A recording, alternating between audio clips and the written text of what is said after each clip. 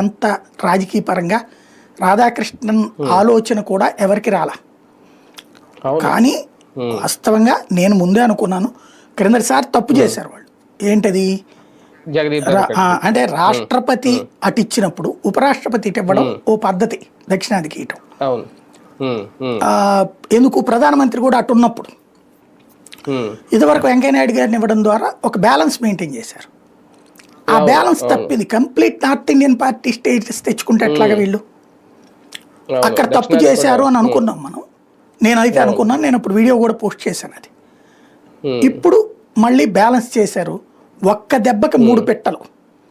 Number 1 Radhakrishnan Tamil Nadu వ్యక్తి. డిఎంకేకి దాదాపుగా 15-20 ఎంపీలు ఉన్నాయి లోక్సభ రాజ్యసభ కలిపితే. 15-20 ఏంటి, దాదాపు 30-35 అవుతారు. ఎందుకంటే రాజ్యసభలో ఎక్కువ ఇదే ఉంటారు కదా, ఫుల్గా వాళ్ళే ఉంటారు. లోక్సభలోనూ ఫుల్గా ఉన్నారు. లోక్సభలో వాళ్ళే కదా గెలిచింది, 39 కూడా. ఆ స్టేజ్లో ఉంది అక్కడ, కాంగ్రెస్తో కూడా కలిపి అక్కడ దాదాపు 20-25 అక్కడ ఉన్నారు డిఎంకే.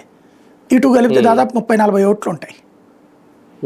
డిఎంకేకి ఇప్పుడు చచ్చినట్టు మద్దతు ఇవ్వాల్సిన పరిస్థితి. ఇప్పుడు ద్రౌపది ముర్ము అని ఎంపిక చేసినప్పుడు జార్ఖండ్లో ఉన్న ఎవరైతే జేఎంఎం యాక్చువల్గా ఎన్డీఏలో భాగస్వామి పక్షం, అక్కడ కాంగ్రెస్ జేఎంఎం కలిసి పనిచేస్తున్నాయి, గవర్నమెంట్ నడుపుతున్నాయి.